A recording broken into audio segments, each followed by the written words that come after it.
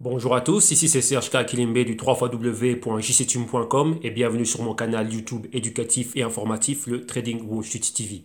Et aujourd'hui, comme je l'avais déjà annoncé la semaine passée, samedi et hier encore, on va maintenant, j'ai réorganisé les, comment dirais-je, les émissions quotidiennes. C'est-à-dire que on va suivre toujours 3 à 4 cryptos par jour, mais on va les classer par, comment dirais-je, selon leurs caractéristiques et selon leurs fonctions. Donc pourquoi réellement ben, le cas d'utilité. Donc vous avez vu les dimanches, on fait le bit dimanche. Donc le bit dimanche est essentiellement ben, pour tout ce qui est Bitcoin et ses dérivés. Donc Bitcoin, c'est on va dire les digital currencies, donc le remplacement des devises fiat. Donc là, on se focalise uniquement sur le Bitcoin.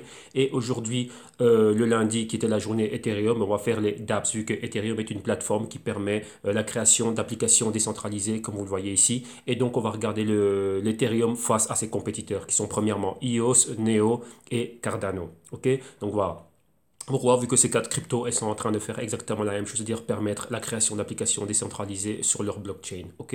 Donc là, vous voyez en général, lorsqu'il y avait des applications, c'est une application, par exemple, toutes celles que vous pouvez avoir vers je sais pas, le Apple Store ou le Google Play et ainsi de suite, et le tout monté sur le cloud. Et lorsque c'est décentralisé, eh ben, donc vous voyez que ça n'a, comment dirais-je, c'est une autre structure. Hein. Donc, on n'est pas centralisé, c'est-à-dire passer par un store online. Et ici, ben, c'est le réseau entier qui, comment dirais-je, ben, qui a une copie de l'application que l'on est en train de faire. Donc là, vous voyez exactement les deux différences. Hein. Et donc là, maintenant, des plateformes telles que l'Ethereum, le Neo et le EOS et le Cardano, ben, c'est ce qu'elles font. Donc, elles permettent à d'autres créateurs, d'autres développeurs de venir développer des applications décentralisées sur leur blockchain. Ok.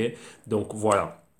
Bien évidemment, avant de commencer, je dois vous rappeler que tout ce que je vais analyser, les tests que je vais soutenir, le price action, c'est-à-dire ce dont on va débattre ici avec vous, n'est que dans un but illustratif, démonstratif et informatif. Donc, en aucun cas, cela doit être pris comme une incitation à trader, spéculer et investir avec des actifs financiers très très très volatiles, qui dans ce cas-ci sont le Ethereum, le Neo, le EOS et le Cardano. On va regarder ces cryptos face au dollar américain et face à l'euro lorsque l'on peut.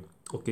Donc, je vous rappelle aussi que je ne suis pas cryptocentrique, je gère des portefeuilles spéculatifs, donc c'est dire que tantôt je peux parler d'investissement à long terme, en même temps je peux parler de mouvements spéculatifs à court terme, tant haussier que baissier. Vu là, c'est ce que je fais et je opère aussi principalement, comment dirais-je, avec des dérivés. Donc dans ce cas-ci, ben, via l'Ethereum, hein, donc là c'est d'entre ces quatre ici, c'est celle que je possède et l'Ethereum, ben voilà, je peux prendre des positions short. Donc là j'ai eu des shorts déjà la semaine passée et cette semaine-ci, ben voilà, j'ai encore continué à mettre des shorts. Donc, suivez bien ce que je suis en train de dire à ce niveau-là. OK? Et je vous rappelle aussi que votre capital est en risque. Donc, avant de faire quelques trades et quelques investissements que ce soit, soyez sûr d'avoir fait vos analyses bien poussées, vos investigations et vos recherches et surtout prenez vos décisions sur base d'éducation financière. Ne vous laissez pas influencer par ce que vous voyez ni quoi que ce soit comme peut-être le résultat de cette vidéo. Cette vidéo n'a qu'un seul but, c'est de vous inspirer et permettre à toute personne qui est novice ben, d'avoir un bon point de vue, de commencer du bon pied et le mettre sur les bons rails. Ok. Donc voilà pourquoi on a sur le canal YouTube, on a énormément de, comment dirais-je, de vidéos en archive qui vont vous permettre de vous aider, ben, de vous familiariser avec les concepts et les mécanismes et la terminologie de tout ce qui est trading, marché financier, ainsi de suite. Pourquoi? Car je vous rappelle que le trading existait avant les cryptos et que maintenant les cryptos ne sont qu'un actif en plus dans l'univers du trading. Ok. Donc voilà, là toutes les mises en garde sont là. Donc vous voyez que lorsque vous venez au www.ichetune.com, vous avez énormément de vidéos en archive. Donc ouais, principalement ben, les crypto rapports du samedi, les bits dimanche maintenant, et le lundi ben, on a les DApps numéro un. Et ensuite on va continuer. Donc ouais, on va toujours regarder les cryptos, comment dirais-je, avec, comment dirais-je, on va les classer au niveau des similitudes et des caractéristiques. Ok. Donc voir directement ceux qui sont en compétition pour le même usage. Ok. Donc voilà. Allez, cela étant dit, on va aller maintenant au trading et en fin d'émission, on reviendra ici au www.jctune.com pour voir les services et les solutions que nous offrons. Ok. Donc là, je vais me bouger de l'écran. Et maintenant, nous, on y va, on va commencer tout de suite. Donc d'abord, prenons la température de tout l'écosystème crypto. Attendez, là, qu'est-ce que j'étais en train de faire? Ouais, non. Là, il faut que l'on revienne au début. Donc, vous voyez un exemple. Hein. Donc, vous voyez ici, je suis en train de regarder les cryptos qui offrent un haut niveau de privacité. Donc, après, on aura une vidéo Dash, Zcash. Bah, il y a Bitcoin maintenant et Monero, Verge et des choses pareilles. Hein. Donc, vous voyez, donc là, on fera ça dans une autre, comment dirais-je, lors d'une autre émission. Donc, maintenant, on va retourner au début. Et on va juste prendre la température de tout l'écosystème, hein. Donc, oui, la market cap, on se rapproche maintenant des 400 milliards de dollars. Vous voyez, le Bitcoin est en dessous des 9000. Là, on est remonté. Maintenant, on reflirte avec les 10 000. Dans les dernières 24 heures, vous voyez qu'on a une hausse de 10%. Et maintenant, qu'est-ce qu'il y a? On va directement à ce qui nous intéresse, nous. Donc, nous, ici, principalement, c'est l'Ethereum, comme vous voyez ici. Son prix, les 736 dollars. On est revenu au-dessus des 700. Et là, on retourne probablement vers les 800. Donc, vous voyez exactement ici, hein, donc tout l'écosystème a été frappé. Pareil, dans les, comment dirais-je, dans les dernières 24 heures, tout le monde est en train de remonter. Donc, vous voyez qu'on est tous revenus faire un double bottom ici, hein. Donc, vous voyez une fois et deux fois sur le même sol. Donc, vous voyez partout, pareil. Et là, on rebondit. Donc, c'est pour ça que vous voyez que maintenant, on est pratiquement à la hausse dans les dernières 24 heures. Et au niveau horaire, on est flat, excepté pour le Cardano. Donc, Ethereum, son prix 736 dollars américains. Qu'est-ce que l'on a? Market cap 72 milliards de dollars. Ensuite, on va au Cardano que l'on a ici, son prix 23 cents de dollars. Au niveau horaire, on est en train de monter, donc on est pratiquement flat, mais on se rapproche des 1%. Dans les 24 heures, on a pris 12%. Hebdo, on est à la baisse. Dans le mois, on est à la baisse et au niveau des 3 mois, donc les 90 jours, on est en train de monter. Donc, vous voyez exactement le même patron partout, hein. Donc, la résistance, et ici, on est en train de faire un double sol, donc double bounce. Enfin, un double bottom. Donc là, on a touché deux fois le même support et on rebondit. Donc on va voir exactement où on va aller. Market cap 6 milliards de dollars et le volume est quand même très très très important, en dessous des 200 millions de dollars. Ensuite, on a le Neo 92 dollars US. Au niveau horaire, on est flat, mais dans le négatif, moins 0,3%. 24 heures à la hausse de 6%. À la semaine, on est à la baisse de moins 21%. Mensuellement, on est à la baisse de moins 21%. Vous voyez, on venait des 117. Et ici, vous voyez exactement quoi que dans les derniers, au niveau du dernier trimestre, on est à la hausse de plus de 134%. Donc, vous voyez, patron identique. Market cap juste en dessous des 6 milliards de dollars et volume quotidien 126 millions de dollars.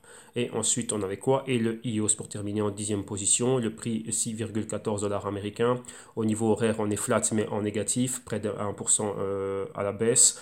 Dans les dernières 24 heures, on est à la hausse de 4,19%, hebdomadaire à la baisse près de moins 25%, mensuel à la baisse proche des moins 40%, on venait des 10 dollars. Et ici, au niveau trimestriel, donc les 90 jours, on est à la hausse de 13,83%. On venait des 5,39 $. Ok, donc voilà exactement ce qui est en train de se passer.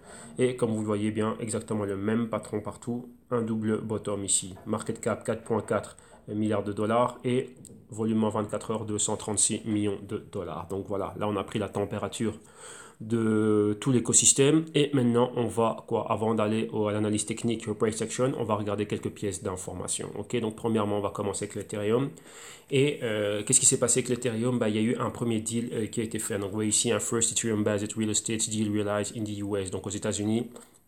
Dans la région du Vermont, il y a eu un deal qui a été fait directement, une vente de propriété qui s'est faite exactement, qui a été faite via l'Ethereum blockchain. Donc une transaction faite. Donc vous voyez que là, lorsqu'on parle de transaction avec l'Ethereum blockchain, c'est quoi? C'est l'utilité de smart contracts, ainsi de suite. Donc vous voyez, on commence à voir réellement une utilité. Donc là, c'est ce qu'on a envie de voir de plus en plus. Donc voilà, une utilité, comme je dis, vraiment des pénétrations au sein de l'économie réelle, hein, et au quotidien. Donc voir ce genre de choses, achat de voitures, achat de maisons, quoique c'est pas fréquent que ça arrive réellement tout le temps, mais après voilà, on aimerait bien continuer à voir ce genre de choses. Donc ça, c'est quelque chose de positif pour l'Ethereum. Donc on voit qu'il y a réellement des cas d'utilité réels.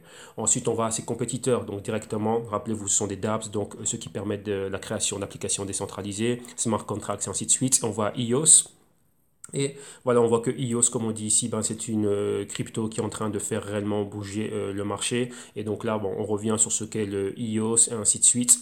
Et comme vous allez voir, on parle toujours d'EOS comme étant une plateforme qui est en train de faire pratiquement, enfin, ils font la même chose qu'Ethereum. Donc, vous voyez ici, hein, cette plateforme est fortement comparée à l'Ethereum. Donc voilà, donc ces deux-là, comme on dit ici, ils ont le même but, ils font exactement la même chose, les mêmes idées et les mêmes capacités techniques. Donc là, c'est un compétiteur direct. Donc on parle un peu de qui est réellement le fondateur, donc Dan Larimer, qui aussi fondé BitShares et Steam. Et donc voilà, on explique un peu la comparaison entre les deux et après voilà, la compétitivité. Donc ouais, exactement, c'est pour ça que j'ai vraiment tenu à regrouper les cryptos qui sont pareils. Ok, et donc là, bon, c'est juste des comparaisons entre EOS et Ethereum et voir comment est-ce que EOS est en train de perturber la dominance de l'Ethereum. Et ici, qu'est-ce qu'on a en plus? Ben, on voit exactement comment EOS est, comment dirais-je, maintenant, au moment donné, à ce moment précis. Donc là, on va regarder à l'analyse technique et au price action. Ok, donc là, sachez-le que EOS, Ethereum, Neo et Cardano, tous en train de se battre pour exactement la même chose, être la plateforme de référence pour la création d'applications décentralisées. Ok, alors maintenant on continue et on va regarder le Neo. Et Neo, avant de commencer, Neo exactement, fait exactement la même chose. Et Neo, on se réfère souvent à Neo comme étant l'Ethereum chinois. Et maintenant, qu'est-ce qu'il y a? Bon, eux aussi sont là pour la création comment dirais-je, la création d'applications décentralisées. Donc, vous voyez ici que sa blockchain décentralisée, on la compare souvent, comment dirais-je, à l'Ethereum chinois. Ok, donc voilà. Maintenant, cette plateforme a eu des problèmes. Donc, tous ceux qui ont du Neo et qui connaissent un peu le Neo et qui ont déjà utilisé, vous savez que le Neo, vous avez du gaz et le gaz, c'est ce qui permet de payer pour les transactions qui se font sur l'infrastructure, enfin, dans l'infrastructure blockchain du Neo. Et maintenant, dernièrement, qu'est-ce qu'il y a eu? Il y a eu un petit problème avec le gaz. Pourquoi? Rappelez-vous que on va aller un peu dans le technique, mais je vais vraiment aller vraiment très très très light, hein, sans vraiment rentrer en profondeur pour pas perturber trop de personnes si vous n'êtes pas familiarisé avec ces terminologies. Le blockchain fonctionne comment? C'est déjà que c'est un full consensus, donc la nature décentralisée fait que, on va dire que toutes les données, donc comprenez par blockchain, donc livre comptable, hein, donc c'est le digital decentralized ledger, donc c'est-à-dire le grand livre comptable, n'est pas dans un seul et unique endroit. Donc on va plutôt faire un dessin, comme ça va être un peu plus simple de comprendre cela. Vous allez comprendre le problème qu'il y a eu réellement avec le Neo, et le problème était le suivant. Donc vous voyez, on va dire quelque chose de centralisé, ce serait ceci. Donc vous voyez que tous les utilisateurs qui sont ici, on est tous obligés de répondre à une entité qui est centralisée, donc c'est-à-dire qu'il y a tout, hein. Donc on va dire, imaginez-vous que tout le livre, donc, toutes les transactions, ainsi de suite, tout ce que vous voulez, tout est là, tout est centralisé. À l'inverse, quelque chose qui est décentralisé, vous voyez, on a ce qu'on appelle des nodes. Et des nodes, ce sont quoi? Ce sont des points de relais qui, tous, sont tous en interconnexion les uns avec les autres, comme ceci. Ouais, donc là, ça va vraiment, comment dirais-je, ça va vraiment dans tous les sens, hein. Et chacun d'entre eux a quoi? A une copie du fameux grand livre. Ok? Donc ils ont tous une copie du fameux grand livre. Dans le cas, on va prendre une autre couleur, dans le cas du Néo, qu'est-ce qui s'est passé? Donc imaginez-vous que ça, c'est le réseau Néo, hein.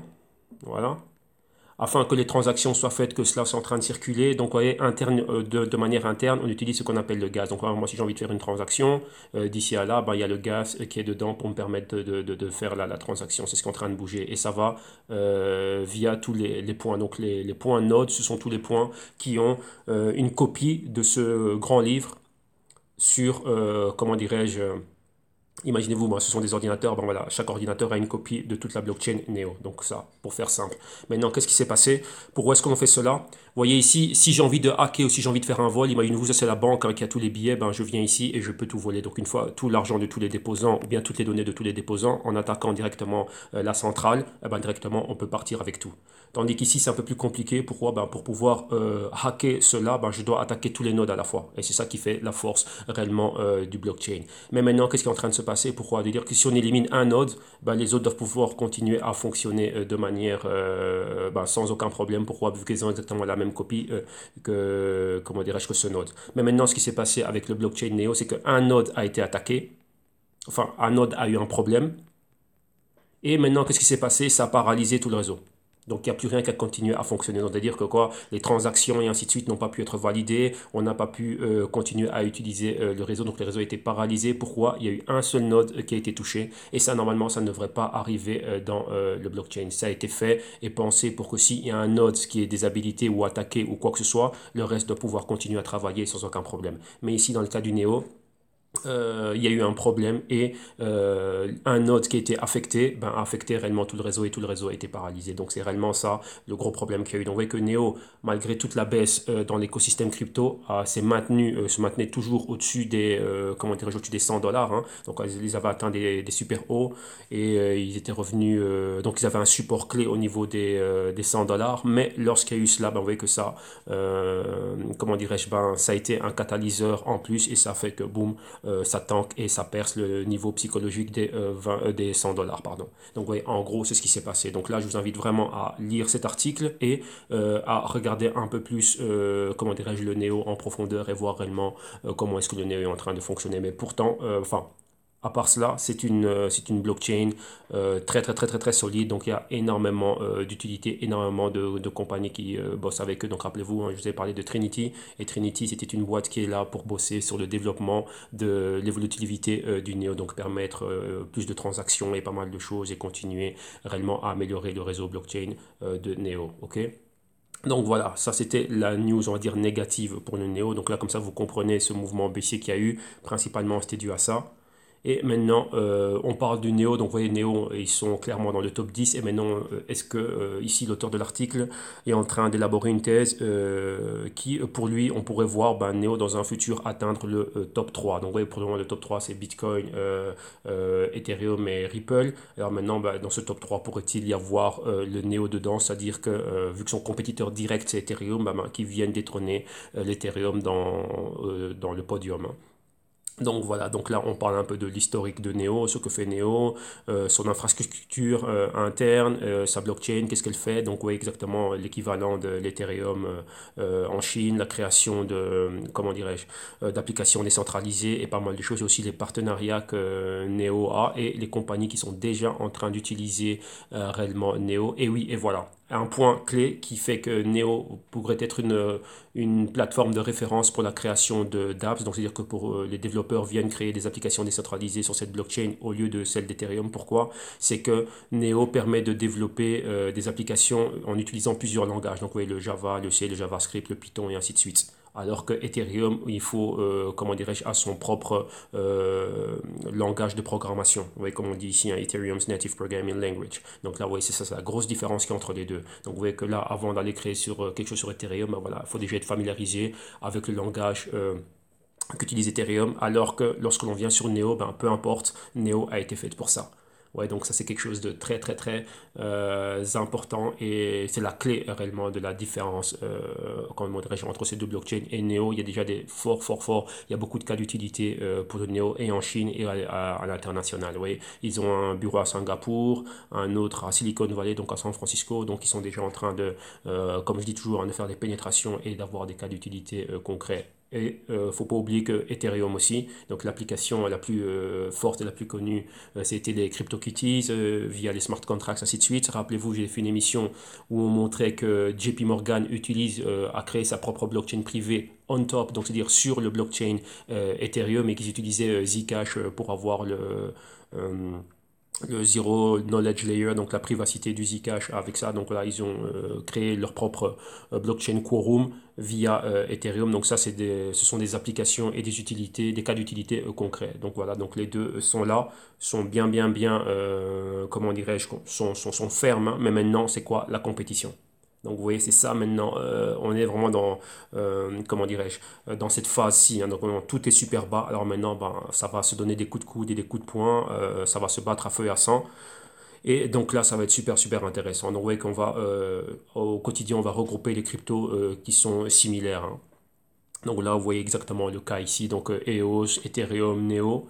Et on va finir avec le Cardano, qui lui aussi fait la même chose. Rappelez-vous que Cardano, ça a été, il y a une compagnie qui est derrière, hein, c'est le IOHK, donc Input Output Hong Kong. La compagnie est basée à Hong Kong, bien évidemment. Et à la tête, c'est l'un des cofondateurs et l'ancien CEO de la fondation Ethereum, Monsieur Charles Hoskinson. Et c'est lui maintenant qui a repris, comment dirais-je, enfin, c'est lui qui est derrière le Cardano. Et c'était lui aussi qui était à la tête, comment dirais-je, qui était le développeur leader comment dirais-je, de la bifurcation de l'Ethereum vers l'Ethereum classique. Donc Cardano s'occupe de l'Ethereum classique et aussi c'est une plateforme blockchain qui permet la création d'applications décentralisées et une application décentralisée qui a été créée sur le Cardano, c'est le Zencash. Donc recherchez bien Zencash et vous allez voir que Cardano est derrière, enfin la compagnie est derrière en tant que conseiller et c'est eux qui bossent avec eux pour leur infrastructure blockchain. Et ici il y a une petite erreur. Parce que vous voyez ici, on met que le CEO et le fondateur de Cardano, c'est Charles Henderson. Non, c'est Charles Hoskinson. Donc voilà pourquoi je vous dis que lorsqu'il y a des articles, l'article c'est bien, donc vous voyez que boum, ça nous met la puce à l'oreille sur une news qui pourrait être un possible catalyseur. Mais après, c'est à nous à faire encore bien plus, comment dirais-je, d'analyse et plus de recherche et d'investigation. Parce que voilà, là, l'erreur est humaine, comme on dit. Et donc, il faut faire très très très attention. Donc, ouais, c'est pour ça aussi que moi, je fais en sorte de vous amener et partager avec vous ces articles comme ça, vous, à votre propre discrétion. Lors de vos temps libres, vous pouvez aussi vous-même faire vos propres analyses et investigations. Ok, donc voilà. Et donc là, ici, ben voilà, on parle un peu de ce qu'est Cardano, de ce que fait Cardano, sa structure, ouais, son proof of stake, qui ne sont pas dans le proof of work. Et donc là, vous voyez une équipe scientifique qui est derrière. Et réellement, eux, leur but, c'est quoi? C'est de ramener, enfin, c'est d'établir réellement le blockchain 3.0.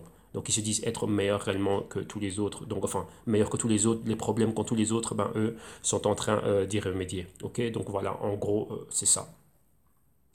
Ok, donc là, voilà. Donc là, la compétition est ouverte et maintenant, ben, que le meilleur gagne. Donc 2018 doit être une année super, super excitante. Donc là, on va regarder ce qu'il y a. Donc c'est aussi pourquoi, vous voyez, vu qu'on a différents types de crypto, vous voyez les digital currencies, ceux qui permettent des plateformes, ceux qui sont là pour de l'identité, par exemple, ceux qui sont là pour du gaming, ceux qui sont là pour des réseaux sociaux, ainsi de suite. C'est un peu comme différents secteurs de l'économie, hein. Donc lorsque vous, si vous êtes en train d'investir, eh ben, vous pouvez être diversifié. Par exemple, ne pas avoir tout dans un seul type de crypto. Déjà que les cryptos déjà sont très volatiles et rappelez-vous, ce sont toutes des startups, hein, donc ce ne sont pas des compagnies qui sont fermes. Donc rappelez-vous, hier, je vous avais montré cela par rapport à une traduction que j'avais faite venant d'un ancien de Wall Street qui est en train de parler un peu de tout l'écosystème crypto, Bitcoin, ainsi de suite. Donc ici, ça vous permet aussi d'être, comment dirais-je, diversifié. Donc je veux dire, voilà, je vais prendre deux compétiteurs, on va dire au niveau des digital currencies, donc Bitcoin et Litecoin par exemple. Dans les dApps, ben, je vais prendre Neo et Ethereum. Ensuite, dans les cryptos qui donnent de la privacité, bah, je prendrais Dash et Monero par exemple. Ensuite, ouais, donc voilà, il y a pas mal de choses. Voilà, tous ceux qui sont là pour des paiements interbancaires, ainsi de suite. Donc vous voyez qu'il y a Ripple et d'un autre côté il y a le Stellar. Bon, les deux sont pratiquement, je veux dire, un peu pareils, hein. Donc, vu que le Stellar est une bifurcation du Ripple, et vous voyez, et pas mal de choses comme ça. Donc vous voyez que vraiment ça va vous permettre d'être bien, bien, bien diversifié et de ne pas mettre tous vos œufs dans le même panier. Ok, donc voilà, donc ça ce sont, comment dirais-je, des idées. Bon, maintenant, allons directement au trade. On va commencer par Ethereum. Et rappelez-vous aussi que maintenant, le Grayscale a lancé un ETF de l'Ethereum. Normalement, ça a été lancé le 7, hein, si je ne me trompe pas. Donc, je pense que ça doit déjà être disponible au trade.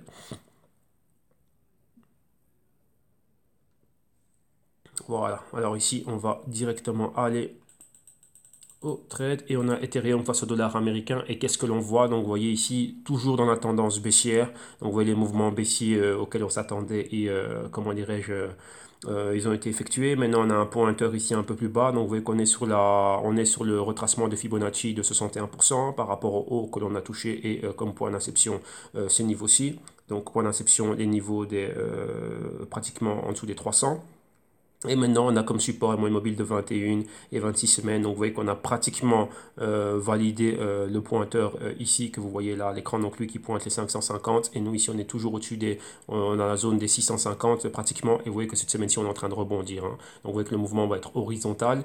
On est toujours en dessous du marqueur des 50 au niveau du stochastique. La divergence mais est en train de diminuer. Donc, on verrait moins de volume, moins de volatilité. Mais à tout moment, rappelez-vous, à tout moment, on peut encore briser et aller plus bas. Donc moi ici, je reste toujours dans mon optique de short, hein. Donc voilà, donc les shorts sont toujours là. Je m'attends à ce qu'il y ait réellement une continuité de cette bougie. Là, je parle au niveau spéculatif et au niveau ben, investissement à long terme. Au fur et à mesure que ça descend, ben, avoir, comment dirais-je, continuer à accumuler. Donc là, si on pourrait voir l'Ethereum arriver à ces niveaux-ci, donc les 550 dollars et même plus bas, donc venir retester l'ancienne résistance que vous voyez ici. Attendez, on va le dessiner comme ça va être clair pour tout le monde. Vous voyez là, ici, on avait l'ancienne résistance. Voilà, comme ceci. Donc, vous voyez plus ou moins les niveaux des 370, etc. Donc, vous voyez, c'est le niveau auquel ben, je m'attends que l'on vienne. Pourquoi? Parce qu'on a le A, le B, le C et avoir un D comme ceci et être dans ce canal baissier là. Vous voyez, donc là, on reviendrait retester cette résistance ici. Là, on a brisé et là, maintenant, ce serait un support. Donc à partir de là, voir tout ce mouvement-ci, une fois qu'on est en zone d'infravaloration, on va recommencer à remonter. Donc là, on va voir exactement ce qui va se passer et comment on va évoluer ici. Mais comme je vous dis, il y a toujours pour moi une menace ici baissière, donc en dessous des 650. Il y a un potentiel short qui est très très fort. Pourquoi venir atteindre la moyenne mobile de 52 semaines? Regardez, entre 21, 26 et 52, il y a ce spread, et ce spread c'est de la volatilité, comme c'était le cas ici, vous voyez, entre 4 et 8 semaines. Là, ici, la convergence entre 4 et 8 en convergence et 13 semaines. Vous voyez ensuite entre 13 et 21, 26 et maintenant pareil. Donc là, il y a une target probable qui pourrait être la moyenne mobile de 52 semaines. Et aussi, on a encore ce pointeur ici qui pourrait être validé. Donc dans ce temps-là, on verrait la moyenne mobile de 52 semaines atteindre les 500, pourquoi pas. Et rappelez-vous, on a toujours l'ancienne résistance qui pourrait être retestée comme support. Donc rappelez-vous, le marché et le prix revient toujours revisiter les endroits. Donc enfin, revisiter et se stopper aux endroits où, comment dirais-je, où il a rencontré une résistance. Et dans le cas du support, ben voilà, donc les résistances deviennent des supports et les supports deviennent des résistances et vice-versa. Ok? Donc voilà. Donc ça, pour le moment, on voit que la semaine a commencé haussière, mais rappelez-vous, historiquement, on voit un peu comment on est. Donc vous voyez qu'ici, prise en sandwich, annulation complète de la hausse. Et ici, pareil, la semaine a commencé haussière et tout d'un coup, boum, ça, on est resté flat, clôture bien plus bas. Et la semaine d'après, on a une continuité à la baisse. Et cette semaine-ci, ça peut être pareil. Qu'est-ce que l'on voit comme patron? On voit clairement un escalier baissier. Ouais. Donc là, on reste toujours long terme. Faut bien faire la différence. Dans le long terme, on reste haussier, mais ici, on va dire que dans le moyen terme, on est baissier, et dans le court terme, vous voyez qu'on est haussier. Donc, vous voyez, il faut toujours avoir ces nuances et ces notions bien présentes dans vos esprits. Ok? Donc, voilà. Maintenant, continuons. Enfin, dernier mot. Donc, si on a une continuité à cette bougie ici, baissier en dessous des 650, on pourrait dire, et réellement pour être haussier au-dessus des 850. Mais comme vous voyez bien, si on revient, pour le moment on est dans un inside week candle, si on revient ici, c'est un autre inside week candle, vu qu'ici on est sous dominance de vendeurs, et réellement, là, donc ouais, il faut énormément de volume. Donc le volume, c'est quoi? C'est une injection de capital, tout simplement. Et donc là, voilà, il faut qu'Ethereum fasse vraiment des gros efforts et qu'on ait cela. Rappelez-vous, on a maintenant l'ETF, donc on a un dérivé maintenant d'Ethereum, on va dire, pour que ceux de Wall Street puissent jouer avec. Mais bon, voilà, si vous n'avez pas vu l'émission d'hier, on va aller directement au Grayscale. Voilà, Grayscale. En plus, voilà, on a le Investment Trust d'Ethereum, comme ça on le voit directement. Donc, ouais, c'est uniquement, comme vous voyez ici, pour les investisseurs et pour tous ceux qui sont des financial advisors et ainsi de suite. Donc, benchmark, voilà, on a le truc qui est là. Donc, voilà exactement. Ça, c'est ça. Donc, cet ETF, il est là. On va voir un peu le market performance. Et voilà exactement c'est quoi. Ok, donc on va voir s'il a déjà été lancé, si on peut déjà le trouver ici. Donc là, on a marqué les niveaux, donc baissier en dessous de ces niveaux-là et haussier si on est ici, mais avec réellement, à prendre réellement avec des pincettes. Il faut vraiment un gros volume, mais pour moi, je dis bien personnellement, moi je m'attends personnellement je suis bien plus baissier, donc je suis déjà prêt psychologiquement à voir une baisse dans l'Ethereum, à voir et continuer à accumuler lorsqu'il sera bien plus bas. Ok, d'un côté, tant mieux. Et maintenant, on va regarder, avant d'aller à l'Ethereum face à l'euro, on va voir si on a l'ETF ici. On va voir s'il apparaît déjà, s'il a déjà été listé. On va mettre Ethereum. Non, pour le moment, apparemment, l'ETF n'apparaît pas. Ouais, parce qu'il faut voir c'est quoi exactement le ticker symbole. Le symbole qu'il a. Non. Ouais, pour le moment.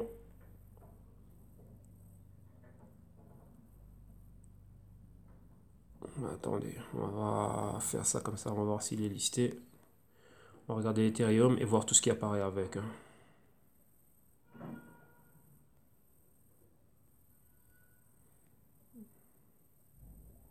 Non, pour le moment, non. Bon, c'est pas grave. On va aller à Ethereum face à l'euro. Et on va prendre ce qui nous vient, si je dis pas de bêtises, moi je mets mes analyses ici. Yes. Bon, ici c'est plutôt au niveau du Fibonacci et ainsi de suite. Donc qu'est-ce que l'on a? Ici c'est, rappelez-vous, c'est exactement la même chose, donc exactement le même scénario, les mêmes probabilités que l'on a vu avec le dollar américain, mais ici il faut juste faire attention au niveau de prix.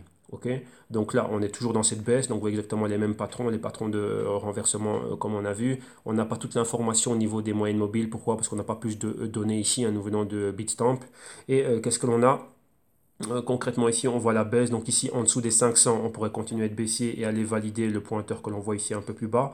Et réellement on avait les niveaux qui devraient être aux alentours des, comme on le voit ici, des 350 voire des 300 qui seraient les anciens niveaux de résistance passés, hein, donc au courant de l'année 2017 et 2016. Ok, donc voilà en gros ce qu'il y a. Et si on doit revenir haussier, vous voyez qu'on doit vraiment être au-dessus de ce niveau de perturbation. Quand je dis perturbation, imaginez-vous qu'il y a imaginez-vous des nuages, hein, donc on a beaucoup de nuages gris, et c'est quoi?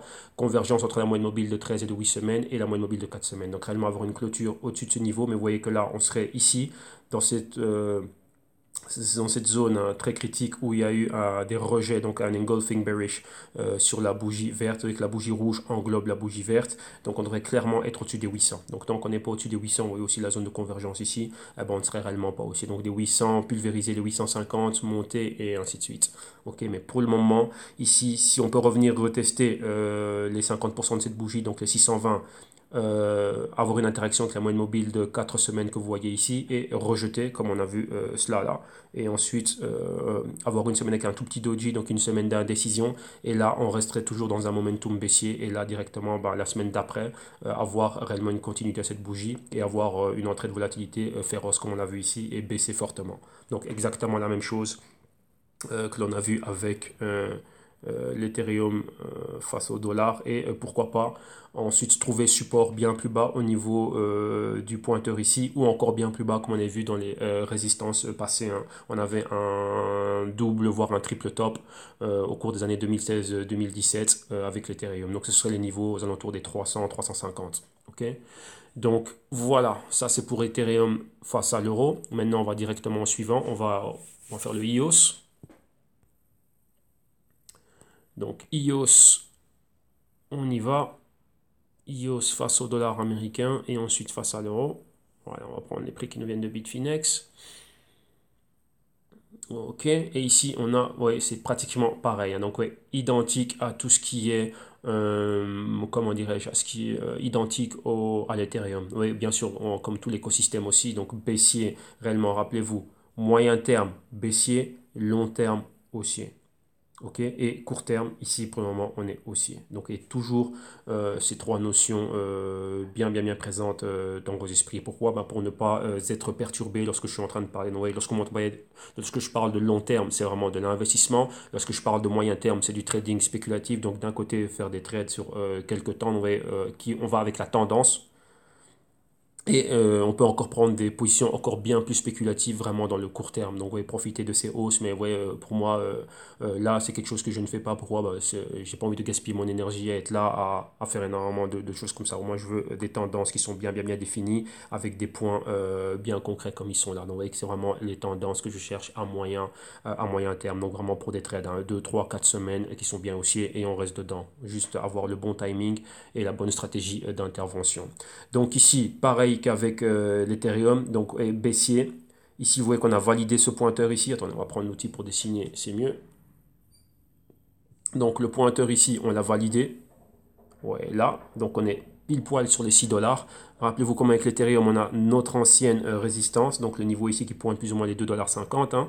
Et là maintenant, ce serait quoi? La target. Hein. Vous voyez qu'on a les moyennes mobiles, toutes les autres moyennes mobiles sont au-dessus. On a la moyenne mobile de 21 et 26 semaines ici comme support. Donc si on brise donc une continuité à cette bougie verte, vous voyez que c'était exactement le même cas ici. Hein. Donc une rouge, une verte, une rouge. Donc ici on a une rouge, une verte. On peut rester flat la semaine prochaine, boum, ou cette semaine-ci même brisé cela, et si on va en dessous, directement on irait valider ce pointeur là et aussi directement la zone des 3 dollars voire les 2,50 $. Ok, donc là c'est ce qu'on s'attend à voir, et quand on regarde bien le stochastique, lui aussi il est pratiquement flat, donc pas de volatilité, on le voit, il n'y a pas de volume acheteur réellement conséquent, pas de volume vendeur, donc on a une petite bougie d'indécision, donc cette petite toupie que vous voyez là.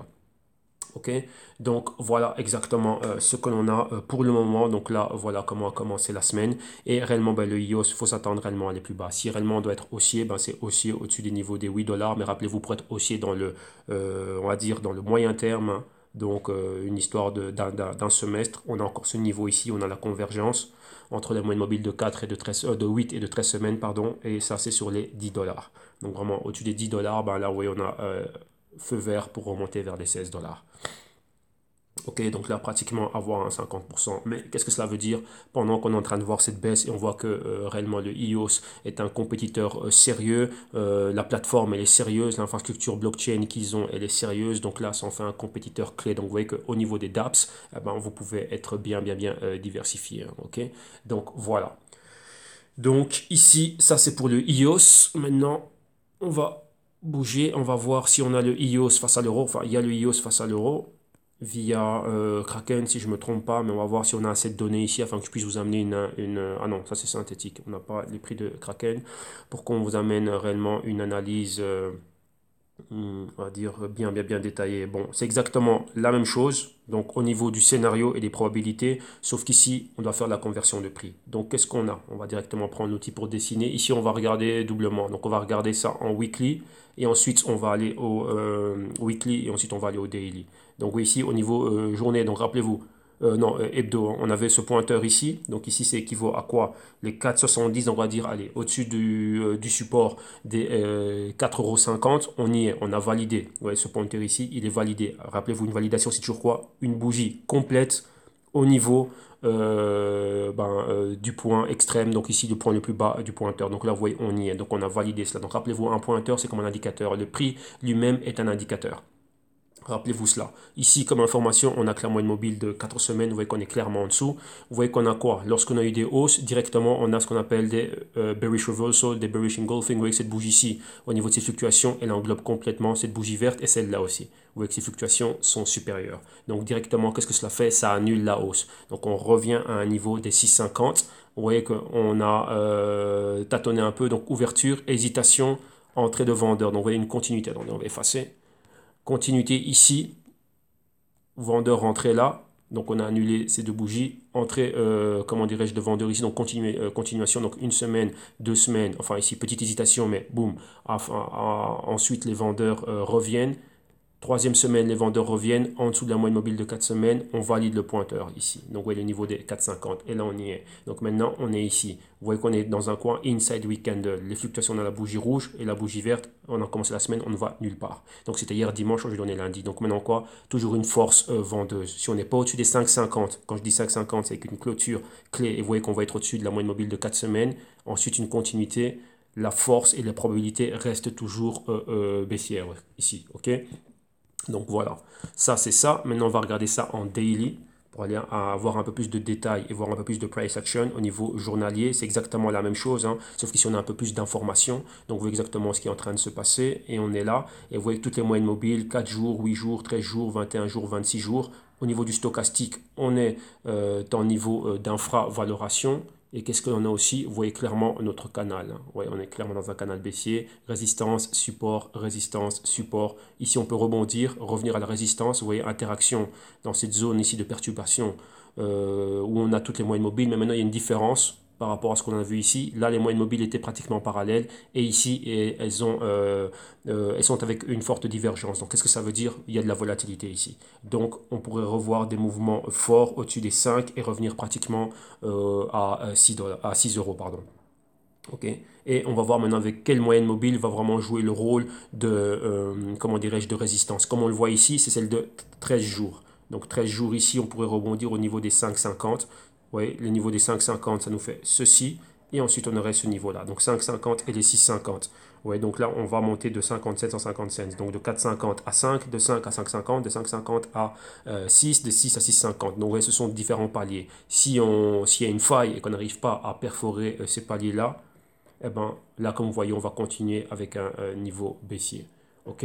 Donc voilà, donc là, ce sont les probabilités et les niveaux auxquels il faut, comment dirais-je, être très vigilant au price action comment dirais-je, à chacun de ces niveaux-là. Mais comme je vous le dis, bien sûr, ça c'est du moyen terme, donc c'est pour de la spéculation, pouvoir faire des trades si on a une tendance, et qu'on n'a pas de tendance définie. Sauf que le momentum reste baissier, mais on est à des niveaux réellement de support. Donc est-ce qu'on va aller plus bas? On verra.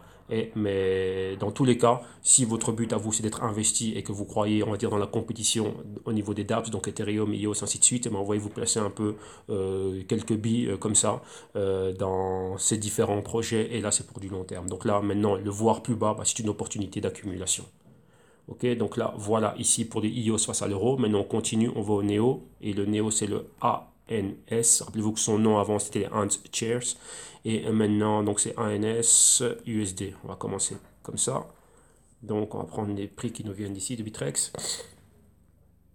Voilà. Et ici, on a pas mal d'informations. Et vous voyez, comme je disais, hein, on était resté ici. On avait le Neo a pu, comment dirais-je, se maintenir au-dessus des 100 dollars. Donc, il y a une correction normale et logique, bien, mais il n'est pas rentré, enfin, une distribution, et il n'est pas rentré dans cette phase corrective brutale hein, et massive comme on a vu dans tout l'écosystème crypto. Il s'est maintenu. Vous voyez qu'on a un pointeur ici qui a pointé les 60 les 62 dollars, donc vous voyez proche de ce pointeur là, et aussi quoi, vous voyez qu'on s'est arrêté pile poil sur les moyennes mobiles de 21 semaines, et en noir ici c'est 26 semaines, et vous voyez que ça joue le rôle de support, mais vraiment net, hein. Vous voyez que là on s'est posé ici, c'était l'ancien pointeur là, ce pointeur là on y est, donc là on est tout juste dessus. Maintenant, qu'est-ce que cela veut dire? Regardez bien, ici on a une convergence. Première convergence était celle de 4 et de 8 semaines, donc là ça nous a entraîné vers le bas. Maintenant, 4 semaines et 13 semaines, et là on continue à aller plus bas, mais maintenant voilà, il y aura une future autre convergence ici. Donc on pourrait encore voir des niveaux plus bas si la moyenne mobile de 13 semaines perfore en dessous de 8 semaines, perfore celle de 13 semaines et suit celle de 8 semaines. Donc là vraiment ce sont ces deux moyennes mobiles, on va dire rapides et de moyen terme, qui vont jouer le rôle ici de résistance, donc là pousser le prix plus bas. Si on va regarder vers le stochastique, on est en dessous du niveau des 50.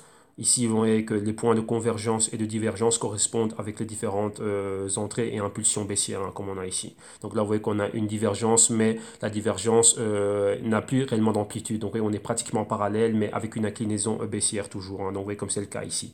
Mais vous voyez qu'il y aura quoi? Ça nous indique qu'on pourra avoir une future convergence et une fin de la volatilité. Donc vous voyez déjà que le volume n'est pas extraordinaire. Donc là, il n'y a pas de continuation ici au niveau baissier. Rappelez-vous que ça aussi, c'est quoi? Ce sont des short covering. Donc les personnes qui ont commencé à vendre ici, 2-3 semaines à la baisse, bien plus bas, et là, pour sortir de ma position baissière, je dois la racheter. Donc, c'est-à-dire que je dois couvrir ma position, et donc c'est un achat. Et en même temps, vu que c'est un indicateur, ça indique aussi une opportunité d'achat à, comment dirais-je, pour d'autres personnes qui veulent accumuler. Donc là, vous voyez que ça monte et on a cette montée-là.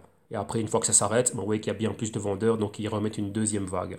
Donc imaginez-vous que tout ce que vous voyez là, ce mouvement-ci, ça, ce que vous voyez là, donc ces 3 semaines-là et ces 3 semaines-là ici baissières, ce sont tous ceux qui sont rentrés ici. Donc si vous mettez, donc pour que je vous l'explique hein, comme ça, donc imaginez-vous si vous prenez ceci et cela, si vous les mettez l'une à la suite de l'autre, ça vous donne quoi? Ça vous donne ceci. Donc vous comprenez la nature spéculative, c'est que ce sont tous ceux qui ont accumulé durant toute cette période, qui ont, comment dirais-je, hein, qui étaient à la base de l'impulsion de ce mouvement haussier, ben là ils sont en train de prendre leurs bénéfices. Donc rappelez-vous, on ne sort pas tout d'un coup, on sort une fois, deux fois. Donc voilà. Et maintenant, on est là et en même temps, c'est encore une aubaine et une opportunité pour d'autres personnes de venir quoi? De venir accumuler. Donc maintenant, on a ce pointeur ici, donc on peut encore voir la fin de la phase de distribution, hein. Donc continuer et revenir ici retester les 60. Et pourquoi pas, il faut être prêt psychologiquement à pouvoir voir aussi le Néo atteindre la zone des 45-50. Ça, c'est très possible et c'est quelque chose de super simple. Pourquoi? Parce qu'on aurait réellement un patron concret, hein. Donc vous voyez au niveau concret, c'est-à-dire quoi? On reviendrait revisiter l'ancienne résistance, maintenant support, et là maintenant on pourrait repartir. Donc vous voyez toujours notre fameux patron de tasse, et on a toujours cette épaule, tête, pardon, donc le patron de tasse, et ensuite là l'épaule, tête, épaule, et commencer à aller comme ceci. Même pour le moment, vous voyez que la tendance reste baissière, et on pourrait voir ceci et venir valider. Donc là, target ici, si on reste baissier, la target ce serait les 60 dollars et voir si d'ici là on ne verrait pas la moyenne mobile de 52 semaines apparaître. Donc elle devrait être quelque part ici normalement, donc aux alentours des 45-50. Ok, donc voilà. Donc Néo, pour le moment, ben, ça reste baissier. Moyen terme, long terme, on reste toujours haussier. Ok. Donc là, c'est ça, il faut bien avoir cela en tête. Et ici, comme je dis, hein, donc s'il y a une continuité en dessous de cette bougie-là, ouais, si celle-ci peine et qu'elle est rejetée ici aux 50% de cette bougie, donc si elle reteste, là, je pense qu'on va aller retester les 100. Donc on est au niveau des 90, on est à 91,15 maintenant. Si on reteste les 100 et qu'on est rejeté, pourquoi? Bah, regardez bien ce qui se passe ici avec les moyennes mobiles qui mettent réellement de la pression. Donc ça va être la résistance clé du canal baissier. Donc si on est rejeté là, on reviendrait ben, fortement avec violence réellement plus bas. Donc rappelez-vous, Neo, comme tout l'écosystème crypto, a été affecté par la baisse, mais le plus qu'il y a eu, c'était quoi? Ben, rappelez-vous ce qu'on a vu, hein, le node qui a été paralysé, le node défectueux qui a paralysé euh, l'entièreté du réseau. Donc ça, c'est quelque chose de super, super important. Donc ouais, que des mauvais catalyseurs comme ça, ben, directement, ça se paye cash. Ok. Donc voilà, ça c'est Neo face au dollar américain. Maintenant, on va regarder Neo face à l'euro. On va voir si on l'a. ANSEUR. Voilà, Nero euro. On va voir si ici on a des bonnes données. Non, ici on a 0,0. Donc ANSEUR. C'était quoi le deuxième synthétique? On va voir si on a un peu plus de données ici. Bon, voilà, c'est pas génial, génial, mais bon, voilà, on fait avec ce qu'on a, hein. Donc là, rapidement, on va regarder ça comme ça. Donc vous voyez, le max qu'on avait atteint, c'était les 110 ici. Donc on va directement prendre l'outil pour dessiner. Voilà. Donc là, on a ça, les 110 là. On voit un pointeur ici qui pointe la zone des 120. On avait ceci. Là, ici, vous voyez déjà le rejet à ce niveau-là. Donc là, le niveau ben, revient au niveau du pointeur, donc ça devient les 100, donc les 100 euros, donc à niveau psychologique. Et depuis là, ben, qu'est-ce qu'on a eu? L'entrée des vendeurs ici, continuité, boum, et on est descendu fortement. Donc là, on revient à ces niveaux ici. Donc on est pile poil sur les 70. Maintenant, si on revient, vous voyez qu'on peut essayer de retenter peut-être les 80 ou les 85. Vous voyez, c'est là où on a la moyenne mobile de 4 semaines. Si on est rejeté là, ben, avec violence, ça, c'est la même bougie, hein, que je suis en train de vous redessiner ici, hein. Donc là, on pourrait voir quoi? Ben, une baisse forte, perforée en dessous du niveau des 65 et aller atteindre les 50 euros. Ok, donc ça, c'est ce qu'il y a. Donc c'est le même scénario, les mêmes probabilités qu'on a vu avec le dollar. Et maintenant, ben, on passe cela à, comment dirais-je, à l'euro. Ok, donc voilà, ça c'est pour Neo face à l'euro. Et maintenant, on va terminer avec le Cardano. Donc ça, c'est le ADA qu'on va faire, ADA. Donc le ADA ici face au dollar américain. Voilà, voilà. Et ici, attendez, on va réajuster le Fibonacci. On va le mettre pour qu'il englobe aussi cette semaine-ci. Voilà, là comme ça. Et on sauvegarde. Voilà. Maintenant, Cardano, qu'est-ce que l'on a? Donc oui, ici, la baisse s'est réellement prolongée, mais oui, qu'il n'y a plus autant de volume. Enfin, pas de volume haussier, mais pourtant du volume baissier une fois, une semaine sur deux. On est ici, vous voyez les informations du stochastique qui commencent à apparaître. On est déjà en dessous de la zone d'infravaloration. Et là, vous voyez qu'on a, bon, avec les données qu'on a ici, hein, on a mis l'inception du mouvement haussier ici aux 3 cents. Le max, comme vous le voyez là, les 1,38. Et là, maintenant, bon, on revient ici, on est aux 22 cents. Donc, vous voyez qu'on a perdu énormément. On est toujours super baissier, toujours en dessous des moyennes mobiles. Et là, comme tout l'écosystème, on est en train de se récupérer. Donc, on va voir réellement bah, si cela va continuer. Vous voyez que les semaines haussières sont des semaines réellement timides, très peu de volume. Et on est là, on est super bas pour le moment. Donc, à tout moment ici, si on est rejeté au niveau... On va mettre ça plus grand. Ça a plus d'informations. Voilà. Si on est rejeté ici au niveau de la moyenne mobile de 4 semaines, on voit que c'est plus ou moins les 50% de la bougie rouge ici, donc les 24-25 cents. Directement, ben, on pourrait clôturer comme ceci, hein, donc avec un doji ici à ce niveau-là, donc les 18 cents, 20 cents. Et si on va plus bas, ici, donc vous voyez qu'on est en train de monter en escalier haussier. On va dessiner cela, comme ça vous allez voir de quoi je parle. Oui, ça c'est Step Stairs Pattern, ça s'appelle escalier haussier. Et vous voyez qu'on descend en escalier baissier. Et exactement, ben quoi. Donc là, si on a ceci, une target que l'on a, ce serait les 15, voilà, les 15 cents. Donc on pourrait revenir à ce niveau-là, ici au niveau des 15 cents. Donc là, c'est vraiment ce qu'on voit à court terme. Donc vous voyez déjà le niveau auquel moi je m'attendais. Donc là, on va voir ce niveau-là. Et rappelez-vous maintenant, qu'est-ce qu'on est en train de chercher? On cherche vraiment un niveau de stabilité, donc vraiment un niveau de support, hein. Donc on a notre A, le B qui serait quelque part ici un peu plus haut, et le C, et ensuite comme ceci pour aller rechercher un D plus haut. Donc vraiment avoir notre patron tasse. Et pour le moment, ce que l'on voit, c'est quoi? C'est une épaule et on a la tête ici. Donc vous voyez, on avait ce bas, un bas plus bas, et maintenant on cherche à avoir un autre bas plus haut à partir d'ici et rebondir et avoir réellement un canal, comment dirais-je, haussier. Donc épaule, tête, épaule inversée, ça c'est un patron de retournement, donc un patron qui est fortement haussier. Et maintenant recommencer à avoir ici, donc vous voyez, un canal haussier, donc remonter de la même manière, hein, en A, B, C, D haussier. Ouais, donc il y a un ABCD haussier, on va dire de moyen terme, dans un ABCD haussier de long terme. Donc il faut toujours avoir cela à l'esprit.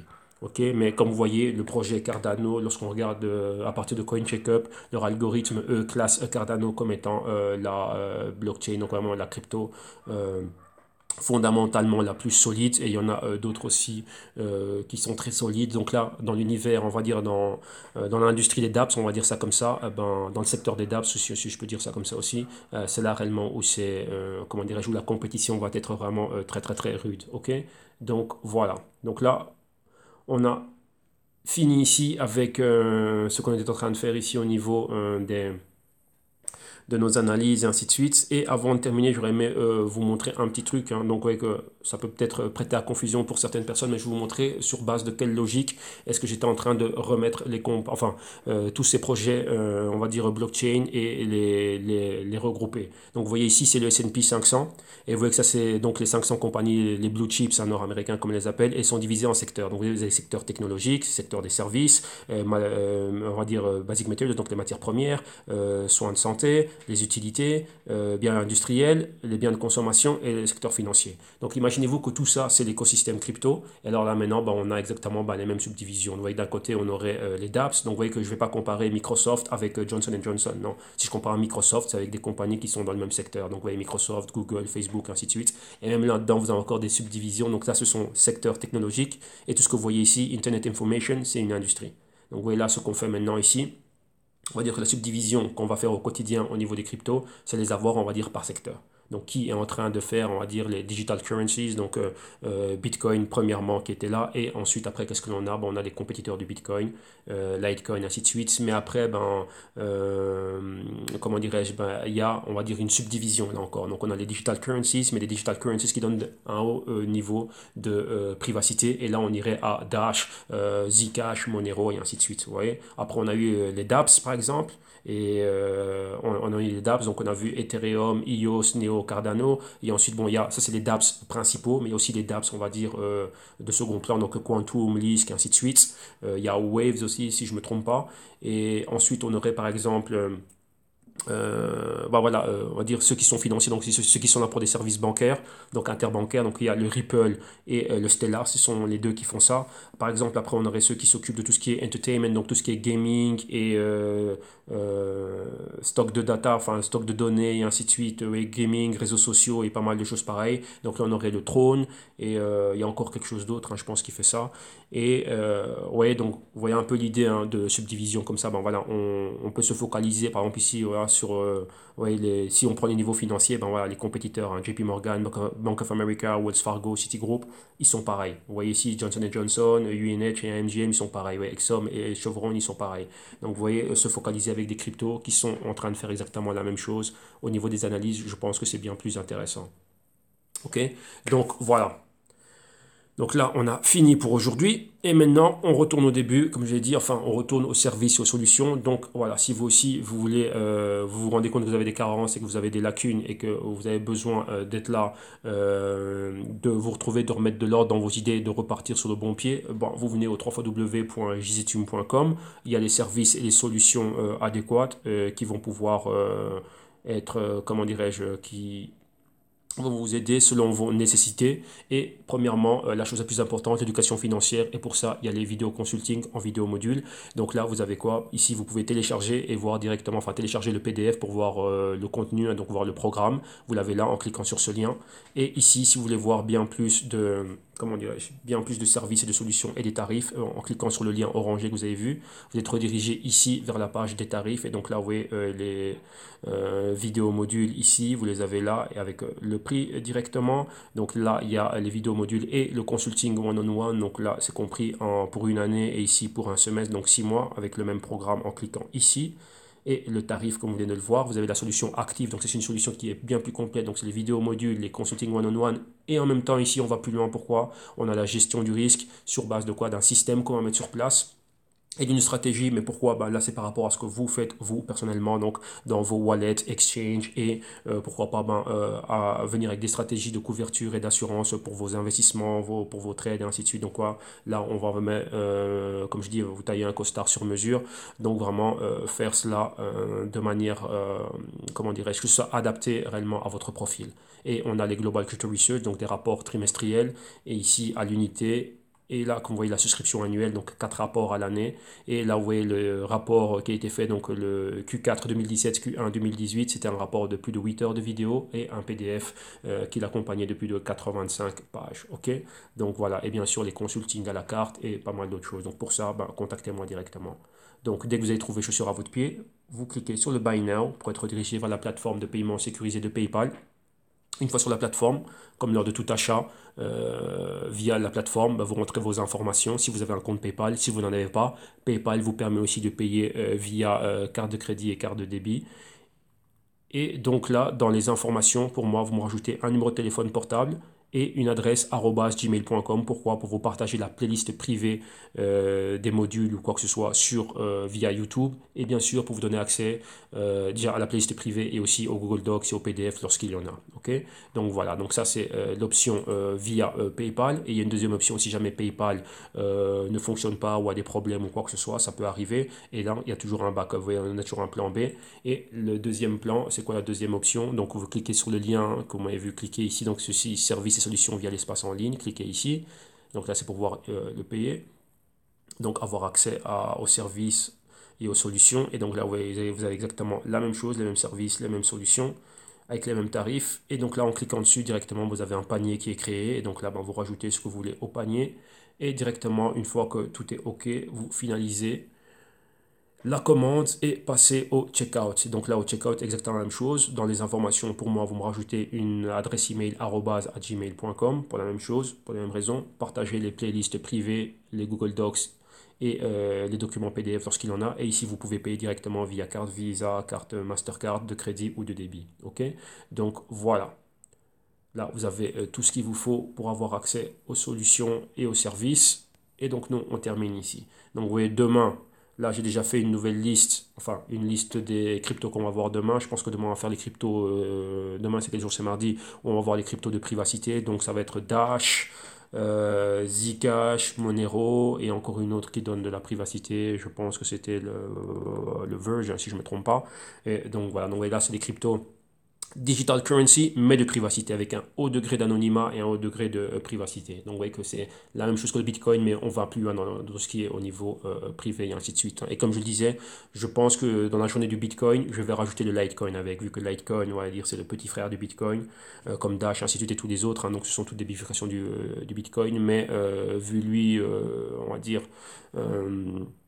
ce côté-là de digital currency, on va le rajouter, je pense, dans l'émission du dimanche. Enfin, je verrai, je vais en penser, dites-moi quoi.